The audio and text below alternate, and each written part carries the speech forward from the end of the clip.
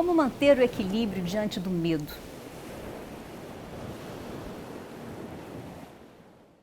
Esse é o assunto do Cerebrando de hoje, onde eu tenho o prazer de conversar com Carlos Burle, surfista profissional, 2 vezes campeão mundial e recordista da maior onda já surfada, é isso? 22,6 metros. Eu bati esse recorde em 2002, mas já existe um novo recorde e esse ano estou competindo com uma onda que pode vir a bater o recorde também, mais uma vez, né? Quer dizer, você bate o recorde e continua correndo atrás para fazer melhor ainda.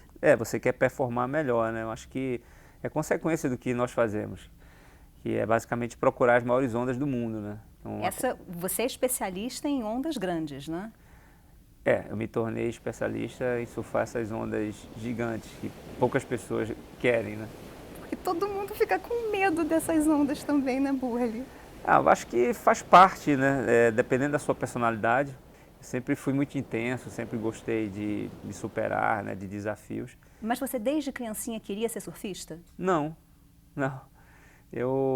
Quando decidi ser surfista, eu já tinha 14 anos. Como é que apareceu o surf na sua vida? Foi interessante, eu morava numa cidade de praia, né? Recife, eu sou pernambucano. E comecei a ver uma turma, né? Uma tribo, né? De meninos que passavam com as pranchas, com cabelo loiro, e eles pareciam estar se divertindo bastante. Aham. E aquilo me interessou. Eu depois via saber que eles eram surfistas e que um primo meu tinha uma prancha, ele me emprestou essa prancha e foi amor assim, a primeira tentativa. Eu já fiquei em pé na prancha e eu gostei. Aí entrei numa escola que tinha vários surfistas e dali fui contaminado, né? Mas você tem medo do mar? Você hoje tem medo do mar? Não, eu tenho uma relação de respeito, de amizade. Eu tenho medo do que eu faço, que é desafiar aquelas ondas gigantes, né? Certo. E se o mar estiver muito revoltado, é lógico que eu não vou encarar, né? Existe uma relação entre você entender o que é que você quer, né, com aquele outro ambiente que você está interagindo, né? Eu com o mar, eu quero pegar as ondas grandes. Então, se quando o mar tem uma tempestade muito grande, né, um tsunami, aquilo ali não é para mim. Eu não vou pegar um tsunami, tá entendendo? Perfeito. Então você tem consciência de que tem um limite em algum lugar e tem que ter um limite em algum lugar. Para mim tem, né? Talvez para outros não, mas para mim tem. Assim, eu quero, dentro da minha profissão, surfar as maiores ondas que eu consiga ter o controle sobre elas, né? Muitas vezes eu caio, né? Eu já sofri vários acidentes, mas eu não vou surfar num lugar onde, por exemplo, tem uma pedra na frente, Claro. eu sei que aquela onda vai quebrar em cima da pedra e que ali eu não vou conseguir fazer a onda. Mas você diria que isso é uma decisão racional que você toma ou tem um componente de medo disso? Totalmente, o medo tem que estar presente, né? Você bota um esquiador, né? Ele está numa montanha enorme, ele sabe que se ele pular num penhasco ele vai morrer, mas por que ele não pula? Né? Porque ele tem medo, que ele quer estar vivo. Aí ele tenta um salto muito alto, mas um que ele pode sobreviver, né? Vários alpinistas morrem, vários esquiadores morrem, vários surfistas também, mas todo mundo vai até o limite achando que vai sobreviver, né? Eu quero sobreviver. Eu quero que meu DNA sobreviva, eu quero ter a experiência da vida, eu quero, né, poder compartilhar minhas experiências. Eu não quero morrer. Então tudo tem um limite, né? Esses esportes muito extremos, você tem que ter limite, né? Então você diria que a diferença entre você e os seus outros colegas e as outras pessoas que não surfam é o que elas decidem fazer com o medo que elas têm das ondas grandes? Eu acho que é um preparo, né? Preparo físico e psicológico, né? Você sabe que você tem que estar preparado fisicamente para poder chegar numa situação onde o medo, né, o risco de vida é presente, né, está presente e aquilo te ameaça, aquilo faz com que você jogue uma carga de adrenalina muito forte no teu sangue e você fica nervoso, dá ansiedade, né, é um medo, né, mas ao mesmo tempo o teu psicológico acompanha aquilo da melhor forma possível, né, então você treina o físico para ficar forte também psicologicamente e ter uma reação positiva com o medo, né, isso que eu acho super interessante. A partir do momento que a situação vai ficando mais crítica, as pessoas que estão brincando ao redor daquele ambiente, o número vai diminuindo, né? E isso eu acho super interessante, né? No mar pequeno você vê a praia cheia, lotada, aí o mar sobe um pouco, aí metade já sai da água. Já foi medo suficiente para vários. Pois é, aí o mar fica gigante. São quantas pessoas no mundo que surfam o mar gigante, né? Sei lá, umas 100 pessoas, de quase 7 bilhões. E é interessante isso, né? Eu tô adorando ouvir isso tudo porque casa perfeitamente com as ideias que a gente tem na neurociência sobre o que é o medo, qual é a função do medo e como pessoas diferentes lidam com ele, né? Mas se a gente for começar do começo, o medo para você é uma... Eu estava perguntando se não surfar uma onda gigantesca é uma decisão racional ou é a emoção do medo. O medo para você, ele é essa, digamos, essa sensação visceral mesmo? É alguma coisa que o seu corpo te diz, não é para fazer isso aqui? Ou tem um componente racional do medo para você? Tem sim, tem um componente racional, porque se você não entender essa situação, você não teria medo, né? Se chega uma pessoa para você com uma arma e você acha que é uma flor, você não tem medo. Então, primeiro você entende a situação, né? E existe até o medo por ansiedade, né? Eu, por exemplo, o pior do surfista de ondas grandes é o que antecede o ato de surfar, né? Assim, uma semana antes, aparece uma ondulação enorme, uma previsão, nem está ainda, nem está acontecendo. Você fala, meu Deus do céu, essas são as maiores ondas que eu vou surfar na minha vida. Se acontecer isso aqui, aí você já começa. A carga de adrenalina no seu corpo, você dorme menos. Uhum. Né? A expectativa você sente menos situação, dor, né? Tá entendendo? Uhum. Tudo acontece para que você se prepare para aquilo. Só que aquilo não pode consumir tua energia.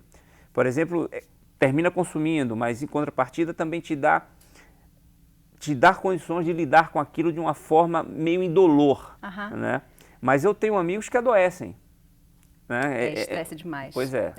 Sabe, eu tô achando maravilhoso ouvir a sua versão pessoal de tudo isso que acontece, porque a neurociência considera, primeiro e antes de mais nada, o medo é uma emoção fundamental, exatamente como você está dizendo. Ele é o freio que segura a gente, que impede a gente de fazer besteira sem precisar sequer pensar racionalmente no assunto. Uhum. Né? Mas aí depois disso você vê a diferença entre as pessoas que olham para aquela situação que dá medo de fato, mas que se dizem, eu acho que eu sei lidar com isso. Eu acho que eu sei o que eu devo fazer para conseguir contornar essa situação. Ou pelo menos quer tentar, né? Ou eu quero tentar. Pois é, mas você vai tentar se sentindo minimamente que seja no controle daquela situação. Eu acho o seguinte, Suzana, eu acho que eu tive sorte de ter uma criação que sempre me encorajou a enfrentar os meus medos, né? E isso fez a diferença, porque você tem que realmente enfrentar seus medos na vida. Isso, então, coragem não é não sentir medo. Não, coragem é poder controlar um pouco o seu medo. Perfeito. Né? Todo mundo tem medo, né? Eu tenho muito medo. Eu tenho medo de surfar ondas gigantes, tenho medo de não ter dinheiro e pagar minhas contas, eu tenho medo de, milhões de coisas, passar na rua ser atropelado, senão eu estava morto. Né? Só que eu sempre fui encorajado. Né? E aí, ser encorajado e atuar me fez perceber que eu era capaz. Perfeito. Então, as pessoas, acho que elas perdem muito quando elas veem os obstáculos e falam assim, eu não sou capaz. De vez em falar, não, talvez eu seja capaz, eu posso tentar. Mas se eu tentar lá de cima, eu morro. Mas se eu tentar aqui do meio, eu acho que eu não morro. Então, que tal começar tentando daqui, né, de baixo, depois do meio e talvez lá de cima, se eu tiver condições. Então, que você vai fazer parte do treinamento. Um aprendizado, né? É um aprendizado, você vai se tornando mais capaz. E não só se torna mais capaz, mas você vai aos poucos se sentindo cada vez mais capaz no controle. Isso mesmo. Você, quando apresentou o primeiro programa, você estava tão segura quanto agora? Não, porque cada um é diferente, não tem muita... Não, mas você, acredito que você tinha mais medo, né? E a vida é assim, é isso mesmo. É isso aí, a gente vai aprendendo. São desafios que você tem que encarar sempre. Né? E como eu falei, eu sempre gostei de desafios, sempre gostei de me sentir forte. Né? Porque você tem medo.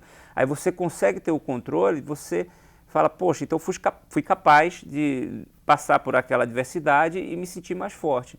Isso é legal demais, porque às vezes as pessoas, por se sentirem incapazes de superar uma situação de dificuldade, elas podem até tomar uma decisão, ter uma reação imprópria com a situação e acabam morrendo. Né? Por exemplo, reagir a um assalto de uma forma errada. Sim. Né? A pessoa morre de medo, A outra também está morrendo de medo, só que uma teve capacidade de pensar e a outra ficou desesperada, né? Ou, pelo contrário, não teve medo suficiente, né? Que deveria ter tido, que poderia ter tido. Também, Sabe que eu acho que uma das descobertas mais revolucionárias da neurociência nos últimos 20, um pouco mais, 20 anos, é que justamente tem uma parte do cérebro, que é a amígdala, não é a amígdala da garganta, é a amígdala do cérebro. Não vão tirar a amígdala da garganta, por favor. Quem tirou a amígdala da garganta quando era criança não tem problema nenhum, não se preocupem. Mas a amígdala do cérebro, que fica mais ou menos nessa uma altura glândula? Assim, não, é uma parte do cérebro mesmo, não é glândula. Ela é fundamental para a gente ter essa sensação de medo. E pessoas que por razões diferentes, um AVC ou calcificação, que perdem a função da amígdala no cérebro, elas perdem a capacidade de sentir medo e começam a tomar decisões terríveis para a vida, inclusive financeiras. Nossa! Né? Que é aí que a gente descobre, então, como que o medo é esse freio que impede essencial a gente de fazer para a sobrevivência, besteira. né? Exatamente, né? E a coragem, então, é a capacidade que a gente tem de usar uma outra parte do cérebro, né, que eu chamo cingulado anterior, que fica lá monitorando tudo que tem possibilidade de dar problema, né? Mas ainda assim ela é capaz de manter o cérebro, o resto do cérebro sob controle. Então, a interação entre várias partes do cérebro, né? Lógico, você tem coragem, mas você tem medo, né? A coragem é essa capacidade de continuar se sentindo no controle da situação, apesar do medo. Né? Então, assumir o controle do seu próprio medo. E qual a parte do cérebro que é responsável pela coragem? Pois é, a coragem, então, é essa capacidade que você tem de reconhecer que você tem medo, né? Reconhecer o problema que está prestes a aparecer. Quem faz isso chama cingulado anterior, que é essa parte aqui da frente do cérebro, bem no divisa, meio aqui, entre as duas metades do cérebro. Ele fica monitorando a chance de ter problemas para aparecer. E medo, claro, é o seu corpo inteiro gritando, comandado pelo seu cérebro, que algo está prestes a dar muito, muito, muito errado com você.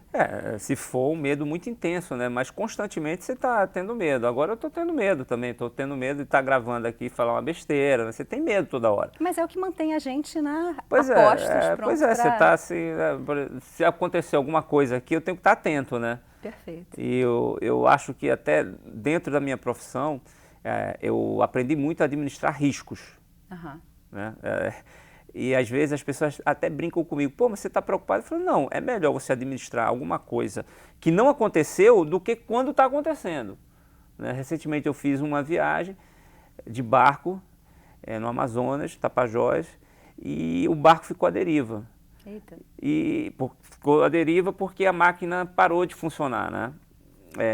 E todo mundo, não, calma. Eu falei, calma, mas olha, deixa eu te falar um negócio, a gente está à deriva, a gente está no meio da selva, a gente não está vendo nada. Quem não sabe nadar, pelo menos bota aí o colete salva-vidas.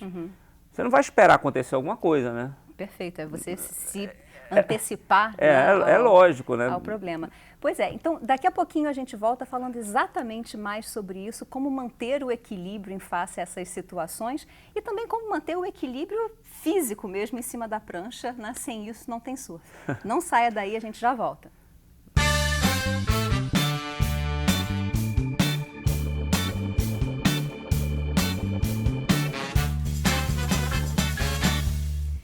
Estamos de volta com esse Cerebrando com Carlos Burle, falando sobre medo. E a minha pergunta para você agora é como é que você consegue, como é que se mantém o equilíbrio mental, digamos, nessas situações? Porque a primeira coisa é você tem que encarar o seu medo para chegar na onda. Mas aí quando você chega na onda de fato, o medo a essa altura já era. Olha, Suzana, eu vou te falar uma coisa assim super interessante, viu? O equilíbrio ele vem com a prática, né? Você tem que realmente chegar naquele nível, né? E você tem que se exercitar. E o exercício tem que ser físico e mental, né? Psicológico. E eles andam juntos. Então não adianta você ser aquele cara corajoso de cabeça, mas não ter confiança no teu corpo. O teu corpo não está preparado para aquela situação, né? Então, ou seja, uma pessoa forte que chega numa hora de perigo e não tem uma reação adequada porque não treinou para aquilo. Ou aquele cara super corajoso mentalmente, né, psicologicamente corajoso e não treina. Então essas coisas, elas na minha profissão, elas têm que andar uma do lado da outra, né? Eu não posso mentir para mim mesmo, né? Eu minto para todo mundo, mas para mim mesmo eu não minto. Então assim, eu sou corajoso pra caramba, tô super preparado. Se eu não estiver treinando, eu vou perder o equilíbrio na situação, porque aquilo vai me dar uma ansiedade, né? Eu vou saber, eu não estou preparado. Se você se percebe que não está à altura fisicamente, lógico, eu não não tô bem para enfrentar isso aqui, sabe? Aí eu perco o equilíbrio. Então, preparação física é fundamental para você se sentir sempre física e mental. no controle, capaz. No meu caso, no meu esporte. No seu esporte, talvez seja outra coisa. No meu esporte, assim, não tem como eu mentir para mim mesmo, entendeu? Certo. E na hora, então, que você se sentiu capaz o suficiente, no controle suficiente, chegou na onda. Nessa hora que você já está na onda, qual é a sensação? É o que a gente chama, é aquele foco absoluto, eu imagino, que a gente chama de fluxo, a hora que você está ali, é só aquilo? Você é naquela cena, presente naquele momento. Você não fica pensando, poxa, na minha mãe, no meu pai, nos meus filhos, né? Imersão total. Os teus filhos que também te geram medo pra caramba constantemente, né?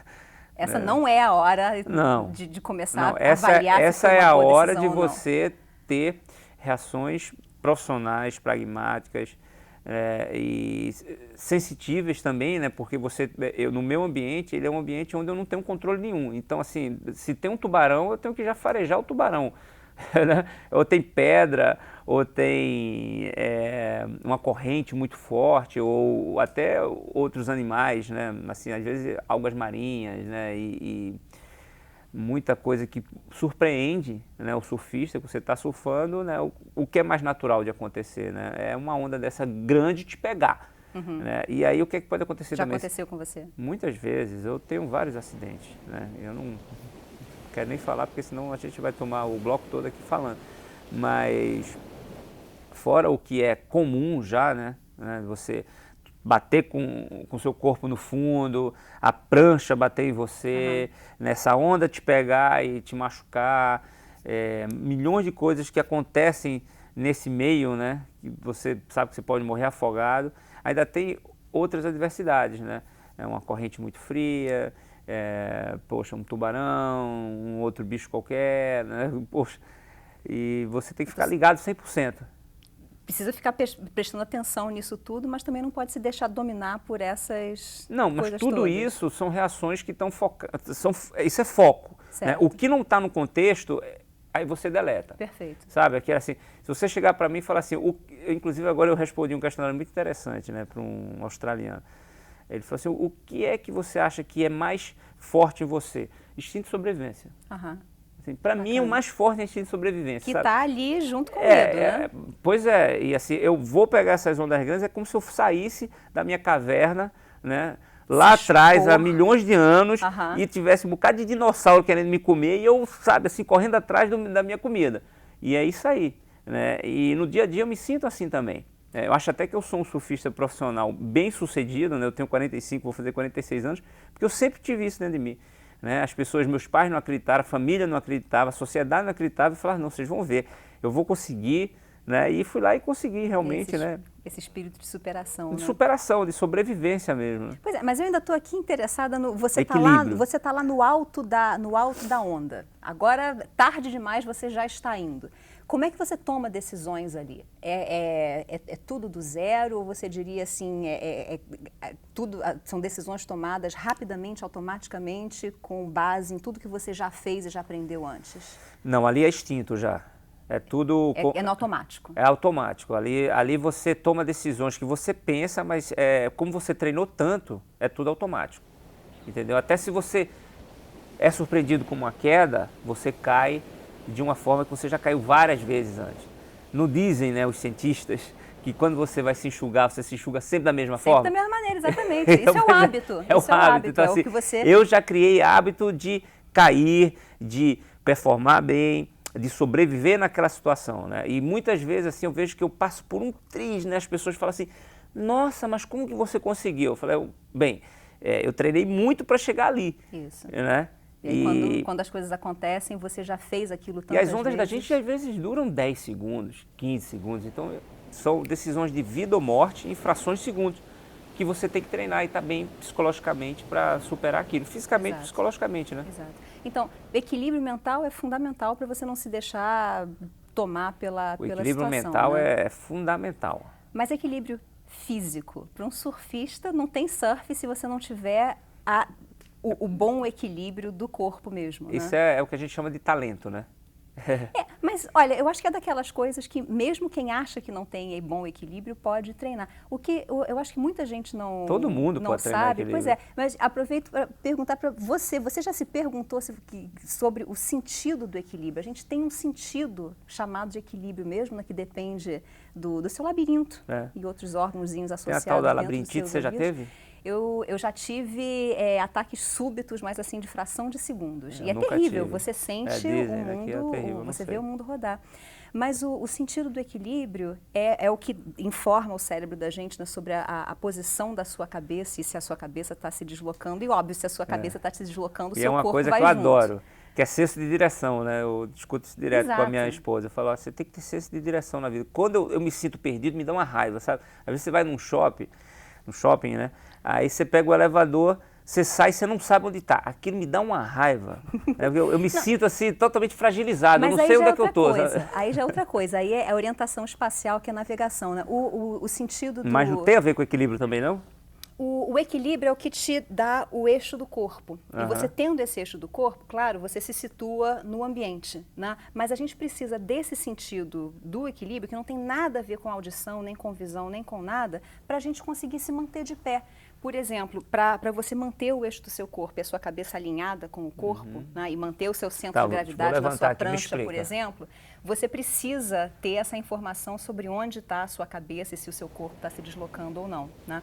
E o que a gente, em geral, não se toca, ou normalmente as pessoas só lembram, só descobrem que tem o sentido do equilíbrio quando ele para de funcionar bem, né? É que a gente precisa ficar fazendo movimentos o tempo todo para corrigir esses pequenos oscilações, desvios, né? Exatamente. Mas esse sentido do equilíbrio, como todo o resto, ele ao longo da vida ele vai deteriorando, assim como a visão deteriora, a audição deteriora. E o que é um problema para as pessoas, conforme a gente vai ficando mais idoso, se você não treinar o seu sentido do equilíbrio e também todos os seus músculos, né, para manter o equilíbrio, porque, pensa só, a gente ainda é novo o suficiente, você é super treinado nisso, para achar que ficar de pé num pé só é tranquilo. Né? Mas quando você anda, a gente não se dá conta, mas quando você anda, você fica num pé só 80% do tempo. Ah lá, eu viro para cá, quando a gente anda, né, você está equilibrando o seu corpo todo num pé só a maior parte do tempo. Ou seja, o que seria da vida sem equilíbrio, né? O que seria da vida sem equilíbrio? Os mais velhos respondem a gente, os que perderam o sentido do equilíbrio, já não conseguem mais andar. Primeiro, andam dando passinhos curtos, né? Que diminui o tempo que você fica de pé no pé só. E o perigo que é, né? Você cair, né? Exato. Né? Então, o idoso que já perdeu mais ainda do equilíbrio, ele anda arrastando os pés. Por isso que eu faço muito exercício, nós chamamos de propriocepção, né? Exato, de equilíbrio. Combinado com o equilíbrio. Você faz força, mas você tem que usar o equilíbrio, né? Aqui, por exemplo, eu posso estar trabalhando aqui o você tem que ter quadríceps e glúteo e alongando ao mesmo tempo, você levanta. Propriocepção é um outro sentido que a gente tem de onde estão os seus músculos, onde está cada parte do seu corpo. Isso. E você tem direito a usar o resto do corpo, né? Perfeito. Pois é, que faz parte de todos aqueles ajustes musculares para você manter o centro do seu corpo. Né? É isso mesmo. Abdômen, então, é fundamental para você conseguir se manter aqui o core, né? Centrado. O centro do corpo. Isso aí. Então, isso é o começo do treino para ser surfista? Você conseguir ter esse Olha, equilíbrio? eu acho que é primordial para você ficar em pé, né? O ser humano, quando ele decidiu ficar em pé... O chão da gente não costuma se mexer embaixo dos pés. O chão do surfista, esse se move o tempo todo. Pois nós estamos em pé, em cima da prancha, e a superfície da gente está oscilando constantemente. Eu acho isso maravilhoso, porque a gente nunca tem uma superfície igual a outra, né? Por exemplo, você anda de skate, né? Você pode fazer 1000 manobras, 1000 variáveis, mas a superfície é a mesma. E quando você está surfando uma onda, ela nunca, por mais que seja aquela mesma onda, a mesma bancada, ela nunca é igual a outra, nunca. Aquela situação nunca vai se repetir. Por 1000 variáveis, não só pela superfície, pela corrente, pelo vento, pela maré. Mas cada uma delas já te ensina um pouco mais sobre como enfrentar a próxima. E aí eu acho que vem uma característica que na minha personalidade é muito forte, que é a adaptabilidade ao ambiente, né? Eu sou uma pessoa que me adapto mesmo, sabe? Assim, se eu tiver que fazer instinto de sobrevivência, né? Eu termino me adaptando.